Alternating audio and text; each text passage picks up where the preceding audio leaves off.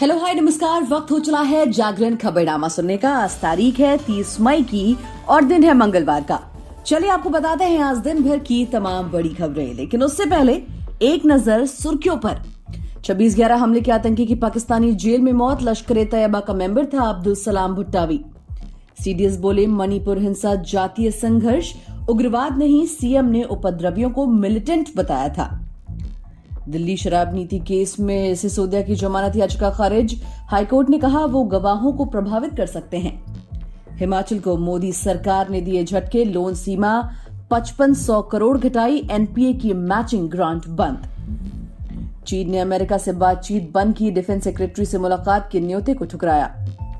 पाकिस्तान पर फौज की हुकूमत। इमरान बोले 70 साल आर्मी ही सत्ता पर काबिज रही। 2023-24 में जीडीपी ग्रोथ 6.5% रहने का अनुमान। महंगाई से मिल सकती है राहत। आरबीआई ने जारी की एनुअल रिपोर्ट। रीट मेंस की फाइनल आंसर की जारी। 5 सवाल हटाए, अंक दूसरे सवालों में जुड़ेंगे।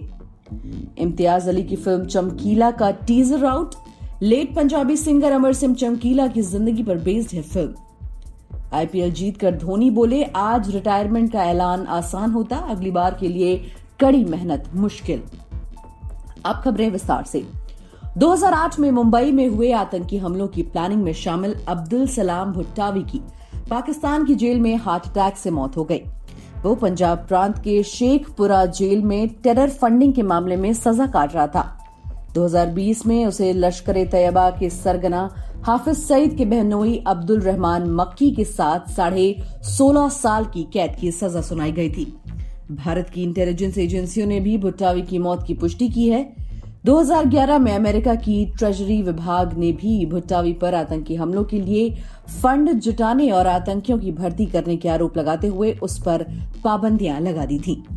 ट्रेजरी विभाग ने कहा था कि भुट्टावी ने अपने भाषणों और फतवे जारी कर आतंकियों को मुंबई पर हमले के लिए तैयार किया था। 2011 में भुट्टावी ने खुद 20 सालों तक आतंकी संगठन लश्कर-ए-तैयबा के लिए काम करने की बात कबूल की थी। वहीं मणिपुर में 3 मई से जारी हिंसा के बीच chief of defence staff general Anil Chauhan ने मंगलवार को पुणे में कहा कि राज्य में हालात सामान्य होने में थोड़ा वक्त लगेगा। जनरल चौहान ने कहा राज्य में हिंसा 2 जातियों के बीच संघर्ष का परिणाम है और इसका उग्रवाद से कोई लेना देना नहीं है। ये कानून व्यवस्था का मामला है। हम राज्य सरकार की मदद कर रहे हैं। 28 मई को मणिपुर के मुख्यमंत्री एन बीरेन सिंह ने बताया था कि राज्य में हिंसा शुरू होने के बाद पुलिस एनकाउंटर में 40 लोग मारे गए हैं। सीएम ने इन्हें मिलिटेंट बताया था।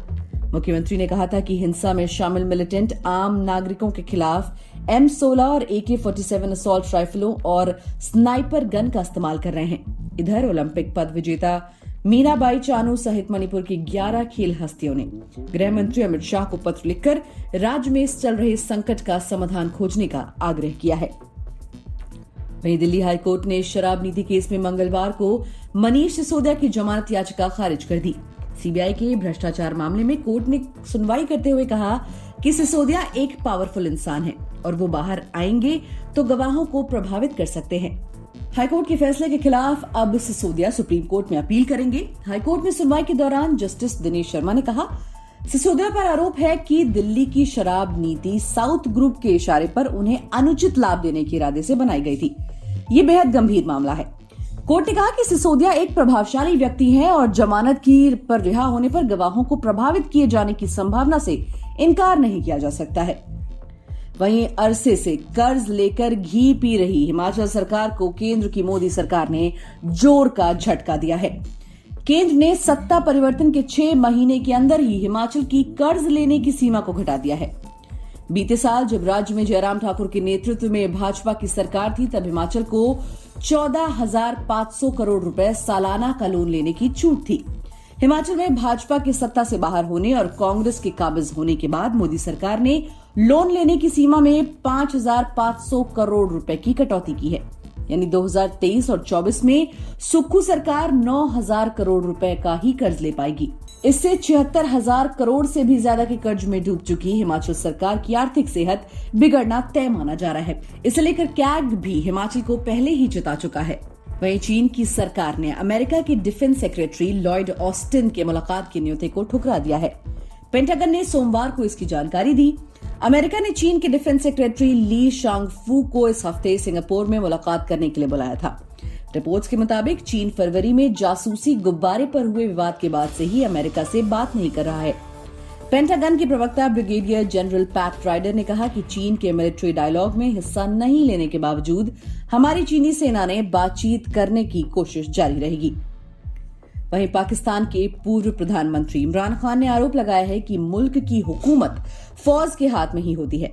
एक इंटरव्यू में खान ने इस बात से इनकार किया कि 9 मई को फौजी ठिकानों पर जो हमले हुए उनमें उनका कोई हाथ था।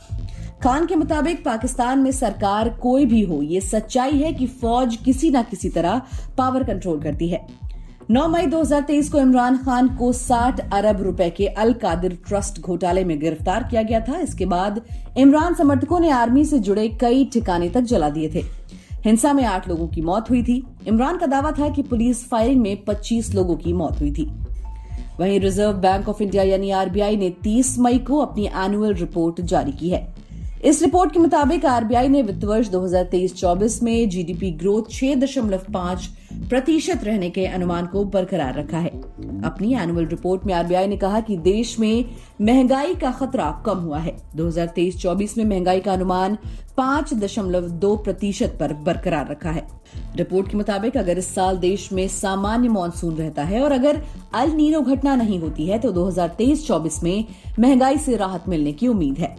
2023-24 में थोक महंगाई दर के घटकर 5.2% रहने का अनुमान है, जो बीते वित्त वर्ष में 6.7% थी। अल नीनो एक जलवायु पैटर्न है। इसमें समुद्र का तापमान 3 से 4 डिग्री बढ़ जाता है। इसके प्रभाव से ज्यादा बारिश वाले क्षेत्र में कम और कम बारिश वाले क्षेत्र में ज्यादा बारिश होती है। भारत में अल नीनो के कारण मानसून अक्सर कमजोर होता है, जिससे सूखे की स्थिति निर्मित होती है। वहीं राजस्थान कर्मचारी चयन बोर्ड ने शिक्षक भर्ती परीक्षा यानी कि रीट मेंस लेवल 1 का रिजल्ट जारी करने के बाद अब फाइनल आंसर की जारी की है।